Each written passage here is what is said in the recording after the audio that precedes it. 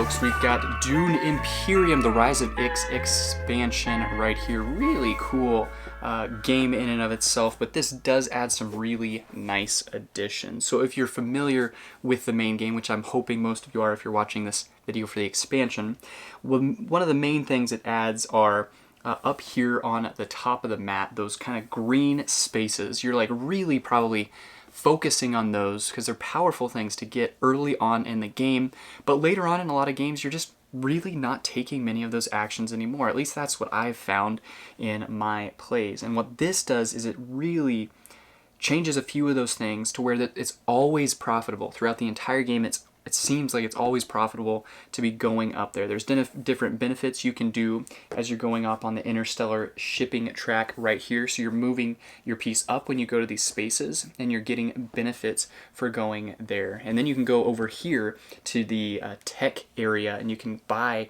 different technology cards. You can spend your spice to buy those technology cards. And these are all super powerful, really helpful cards that are really nice. You also get some more characters you can play as. You get just more of everything, more cards for just about every different stack, which is really nice. And then you also have these juggernauts, which you can pull those when you go to this space down here. You can pull a juggernaut, which is basically a really strong battle option, battle meeple that you have right there. So your normal guys are worth 2. I believe these are worth 3. So nice to be able to get those. And they have some extra special benefits if you win and if you lose, which is really nice. So overall, really enjoyed this expansion. I think they did some really nice things to it. The one thing I wish they would have done is instead of just having a board overlay, just create an entirely new board. Would have been really nice.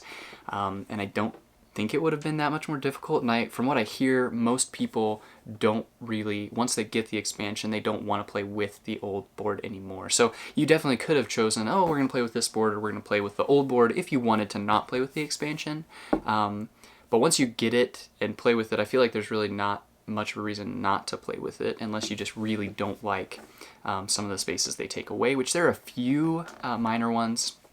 A guy that I was playing with mentioned, well, there's not the spice exchange thing anymore. And so there was an exchange where you could basically kind of manage your resources a little differently. And so that was one thing that's not there anymore. And there was a space where you could get 3 silver, which was kind of a nice option as well, especially if you're playing with more people. Now there's less options for that. But I think what they added in definitely is better than what was there before. And it does help the longevity of the game to making all of those spots still viable throughout the entire game, as opposed to really just battling for those spots up top at the beginning to try and get your extra meeple to be able to use those turns, to be able to upgrade the high council, so that you so it seemed like those types of things people were doing a lot at the beginning of the game, and at the end it's like, it's late enough, it's not really worth it anyway. But this makes a lot of those options more viable throughout the entire game, which is really cool. So hopefully that gives you a nice little touch and a taste of Dune Imperium Rise of Ix expansion, what it is, what it does, and why it may or may not be right for you. Thanks.